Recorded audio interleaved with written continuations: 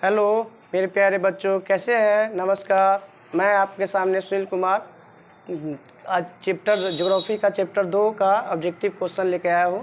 थोड़ा ध्यान से सुनिएगा और समझिएगा, और जब समझ में आए तो इस वीडियो को ज़रूर लाइक और शेयर ज़रूर कीजिएगा। चैप्टर का नाम है प्राकृतिक संसाधन।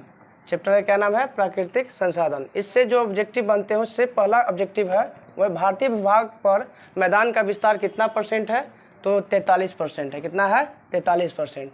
दूसरा क्वेश्चन बनता है कि भारतीय भूभाग पर पर्वत का विस्तार कितना है? तो है 30%। भारतीय भूभाग का जो विस्तार है पर्वत का वो कितना % है? 30%। तीसरा जो क्वेश्चन बनता है कि भारतीय भूभाग पर जो पठार का विस्तार है वह है 27%। उसके अलावा अगला क्वेश्चन है मृदा बनना कैसी क्रिया है? मृदा बनना एक धीमी प्रोसेस है। इसको 1 सेंटीमीटर मृदा को बनने में लाखों वर्ष लग जाते हैं। भारत में सर्वाधिक जो मिट्टी है कौन सी है भाई पाई जाती है? तो सबसे ज़्यादा मिट्टी पाई जाती है जलोढ़ मिट्टी। कौन सा मिट्टी पाई जाती है? जलोढ़ मिट्टी। जलोढ़ मिट्टी का विस्तार भारत में कितना % भूभाग पर फैला हुआ है? तो भारत में सबसे 22% पर क्षेत्रफल पर मिलता है हमको। कौन सा मिट्टी मिलता है? तो जलोढ़ मिट्टी मिलता है। कौन सा मिट्टी मिलता है? जलोढ़ मिट्टी। जलोढ़ मिट्टी 2 प्रकार के होते हैं, एक होता है खादर, एक होता है बांगर। खादर किसे कहते हैं भाई? तो जो नई जलोढ़ मिट्टी होगा उसे हम लोग कहेंगे खादर। और इसके अलावा दूसरा जो बनता है वो है नई पुरानी जलोढ़ मिट्टी को हम लोग बोलते हैं बांगर। आगे आते हैं हम लोग। भारत में सबसे ज़्यादा जलोढ़ मिट्टी जो पाया जाता है वो किस क्षेत्र में पाया जाता है भाई? तो भारत के उत्तरी मैदान में पाया जाता है, क्योंकि वहाँ पे नदियाँ जो होती हैं ज़्यादा पाई जाती हैं। इसीलिए मैदानी इलाकों में ही जलोढ़ मिट्टी, जहाँ बाढ़ आती है नदियाँ मिलती हैं वहीं पे जलोढ़ मिट्टी भी मिलती है। आगे हिमालय से निकलने वाली प्रमुख नदियाँ कौन है? तो गंगा है, ब्रह्मपुत्र है और सिंधु है, जो हिमालय से निकलने वाली है, जो 12मासी होती हैं। 12मासी का मतलब होता है हमेशा उसमें पानी भरा रहता है। भारत में कितने हेक्टेयर पर जलोढ़ मिट्टी का विस्तार मिलता है भाई? तो 6.4 करोड़ हेक्टेयर में ये इसका विस्तार देखने को मिलता है जलोढ़ मिट्टी का। खादर मिट्टी में किसकी अधिकता होती है? मतलब इसमें जो मिट्टी खादर और बांगर में 2 प्रकार के होते हैं, जिसमें कंकर और बजरी के कण मिलते हैं वो होता है तुम्हारा बांगर, और जिसमें बालू और उससे छोटे छोटे कण मिलते हैं उसको हम बोलते हैं हम लोग खादर। आगे आते हैं, जलोढ़ मिट्टी में किसकी अधिकता होती है? मान कौन सा तत्व सबसे ज़्यादा मात्रा में मिलता है भाई? तो हम लोग को मिलता है पोटास, फास्फोरस और चूना। उसी तरह से कौन मिट्टी का में जलोढ़ मिट्टी में किस तत्व की कमी होती है? तो हम लोग जानते हैं कि बाहर से नाइट्रोजन डालते हैं, उसके अलावा ह्यूमस की कमी पाई जाती है। तो जलोढ़ मिट्टी में किसकी कमी पाई जाती है? तो एक तो नाइट्रोजन का और दूसरा ह्यूमस का।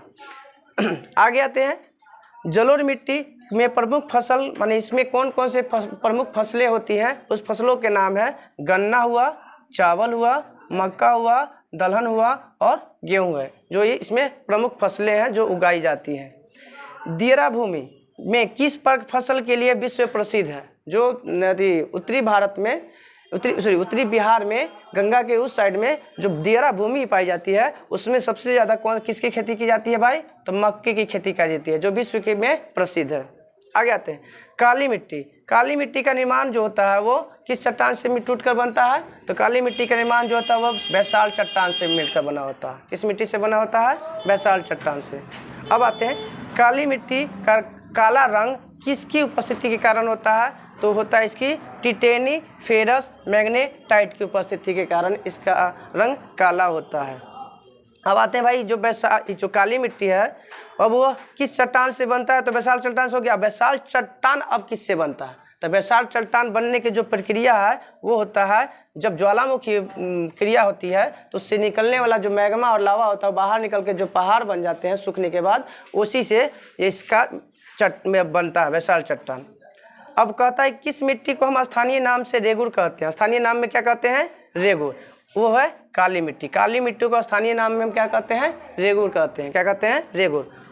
किस मिट्टी को कपासी मिट्टी भी कहा जाता है? तो इसी काली मिट्टी को ही हम लोग क्या कहते हैं? कपासी मिट्टी भी कहा जाता है।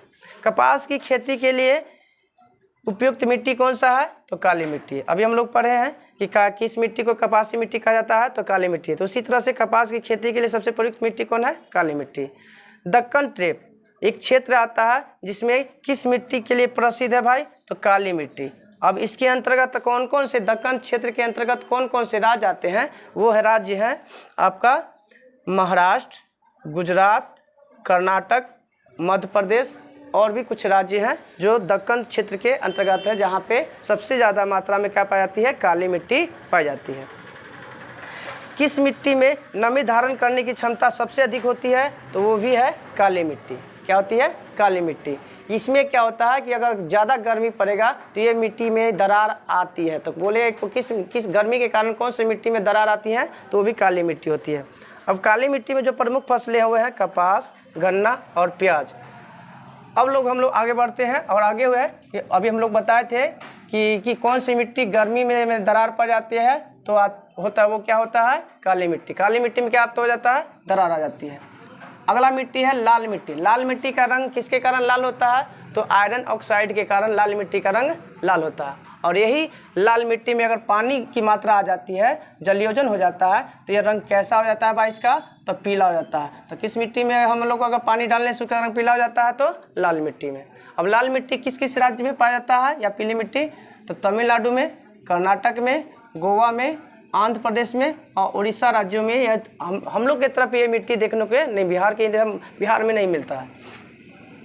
लाल फास्फोरस की लाल फसल, ये गलती लिखा गया है, लाल फसल नहीं है, लाल मिट्टी होगा यहाँ पे। लाल मिट्टी की प्रमुख फसल कौन कौन सी है बाबू, तो ज्वार है, बाजरा है, मक्का है, मूंगफली है, तंबाकू है और चावल है। ये लाल मिट्टी के प्रमुख फसलें हैं जो उगाई जाती हैं। लेटराइट शब्द की उत्पत्ति किस भाषा से हुआ, लेटराइट शब्द की उत्पत्ति लेटर भाषा से हुआ है, जिसका शाब्दिक अर्थ होता है ईंट। लेटर शब्द से हुआ है, उसका शाब्दिक अर्थ क्या होता है, ईंट। ईंट का रंग भी जो होता है रेड कलर का होता है। इसमें लेटराइट मिट्टी में जो प्रमुख फसलें हैं वो होता है, सबसे ज़्यादा चाय होता है, काजू होता है और कहवा होता है। जो किस देश में की पर्यावरण संतुलन करने के लिए उसके कुल भूभाग का कितना प्रतिशत पर वन चाहिए, तो 33% पर वन चाहिए। किसी देश के किसी भी पर्यावरण को स्वच्छ रखना है तो वहाँ पे क्या होना चाहिए भाई, तो 33% पर वन होना चाहिए, नहीं तो पर्यावरण अच्छा नहीं हो पाएगा वहाँ पे। राष्ट्रीय वन नीति कब लागू किया गया, तो हो गया 1952 में। राष्ट्रीय वन नीति कब लागू किया गया, 1952 में। राष्ट्रीय वन नीति के जनक कौन थे, KM मुंशी, कन्हैयालाल मानिकलाल मुंशी। इनका पूरा नाम क्या है, कन्हैयालाल मानिकलाल मुंशी। अति सिंचाई, अति सिंचाई का मतलब जो हम लोग बोलते हैं पानी देना, पानी। अति सिंचाई से मिट्टी में कौन सी समस्या उत्पन्न होती है, तो जलक्रांता होता है। मतलब इसमें मिट्टी जो होता है या तो क्षारीय ज़्यादा हो जाएगा या तो अम्लीय ज़्यादा हो जाएगा। पहाड़ी क्षेत्रों में अपरदन को कैसे रोका जा सकता है, तो समोच्च कृषि की मदद से सीढ़ीनुमा खेत बनाकर हम जो अपरदन को रोका जा सकता है। मेढक के प्रजनन में प्रभावित करने वाला रसायन, हम लोग जो खेत में रसायन का इस्तेमाल करते हैं उसमें एक एंड्रीन नाम का रसायन होता है जो मेढक के प्रजनन को क्या करता है, प्रभावित कर देता है। दो फसलों के बीच एक दलहनी या तिलहनी फसल उगाने को क्या कहते हैं हम लोग, फसल चक्रण कहते हैं। क्या कहते हैं, फसल चक्रण। फसल चक्रण के क्या लाभ है भाई, तो फसल चक्रण का मुख्य लाभ है नाइट्रोजनी स्थिरीकरण। मतलब मिट्टी में नाइट्रोजन, हमारे वायुमंडल में 78% नाइट्रोजन पाए जाते हैं, जो दलहनी पौधे के गांठों में एक राइजोबियम नाम का जीवाणु पाया जाता है, जो क्या करता है, वायुमंडल से नाइट्रोजन को नाइट्रेट में बदल देता है। दलहनी पौधे में गांठों में कौन सा जीवाणु पाया जाता है भाई, तो हम अभी बताए थे कि राइजोबियम नाम का जीवाणु पाया जाता है। आगे आते हैं, सोपानी कृषि किस राज्य में सबसे अधिक होती है भाई, तो यह उत्तराखंड में होती है। क्या होती है, उत्तराखंड में।